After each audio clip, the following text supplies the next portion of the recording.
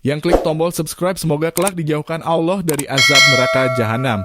Ini adalah sebuah kisah nyata dari seorang pemuda yang dulu termasuk orang-orang yang lalai dari mengingat Allah. Dulu dia bersama dengan teman-teman yang buruk sepanjang masa mudanya. Pemuda itu meriwayatkan kisahnya sendiri. Demi Allah, yang tidak ada sesembahan yang hak selain Dia.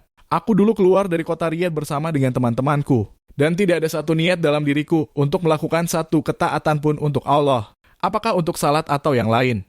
Alkisah, kami sekelompok pemuda pergi bersenang-senang menuju kota Dammam. Ketika kami melewati papan penunjuk jalan, maka teman-temanku membacanya, Dammam 300 km. Maka aku katakan kepada mereka bahwa aku melihat papan penunjuk jalan itu bertuliskan Jahanam 300 km. Mereka pun duduk dan menertawakan ucapanku. Aku pun bersumpah kepada mereka atas apa yang telah aku lihat itu. Akan tetapi mereka tidak percaya. Maka mereka pun membiarkan dan mendustakanku. Berlalulah waktu tersebut dalam canda tawa. Sementara aku menjadi orang yang bingung dengan papan penunjuk jalan yang telah kubaca tadi. Selang beberapa waktu, kami mendapatkan papan penunjuk jalan lain. Teman-temanku berkata, Dammam 200 km. Lalu kukatakan itu tulisannya Jahanam 200 km. Mereka pun kembali menertawakan aku dan menyebutku gila. Kukatakan, demi Allah, yang tidak ada sesembahan yang hak selain Dia. Sesungguhnya aku melihat papan penunjuk jalan itu bertuliskan Jahanam 200 km. Mereka pun kembali menertawakanku seperti kali pertama. Dan mereka berkata, diamlah, kamu membuat kami takut. Aku pun diam. Dalam keadaan susah dan diliputi rasa keheranan.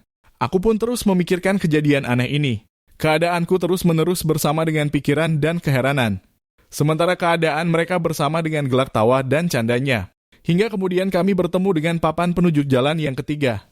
Teman-temanku berkata, tinggal sedikit lagi Dammam 100 km. Dan aku mengatakan, demi Allah yang Maha Agung, aku melihatnya Jahanam 100 km. Lalu mereka berkata, tinggalkanlah kedustaan itu. Engkau telah menyakiti kami sejak awal perjalanan kita. Kukatakan, turunkan aku ingin kembali. Mereka berkata, apakah engkau sudah gila? Kukatakan, turunkan aku. Demi Allah, aku tidak akan menyelesaikan perjalanan ini bersama kalian. Maka mereka pun menurunkanku. Lalu aku pun pergi ke arah lain dari jalan tersebut. Aku pun tinggal di jalan itu beberapa saat dengan memberikan isyarat kepada mobil-mobil untuk berhenti. Tetapi tidak ada satu mobil pun yang mau berhenti untukku. Selang beberapa saat, berhentilah untukku sebuah mobil yang dikendarai seorang sopir yang sudah tua.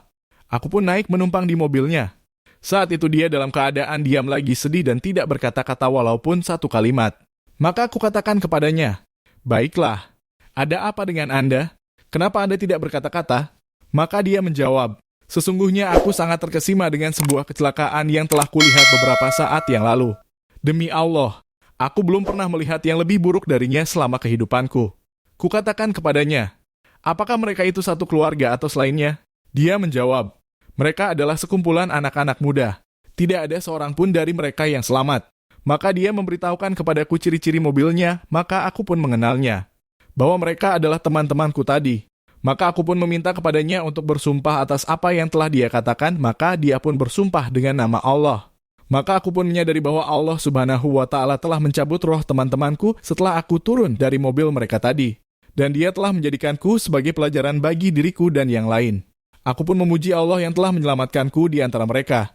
Syekh Abu Khalid Al-Jadawi berkata, sesungguhnya pemilik kisah ini menjadi seorang laki-laki yang baik. Padanya terdapat tanda-tanda kebaikan. Setelah dia kehilangan teman-temannya dengan kisah ini. Setelahnya dia bertaubat dengan taubat nasuha. Maka aku katakan, wahai saudaraku, apakah engkau akan menunggu kehilangan 4 atau 5 teman-temanmu sampai kepada perjalanan seperti perjalanan ini?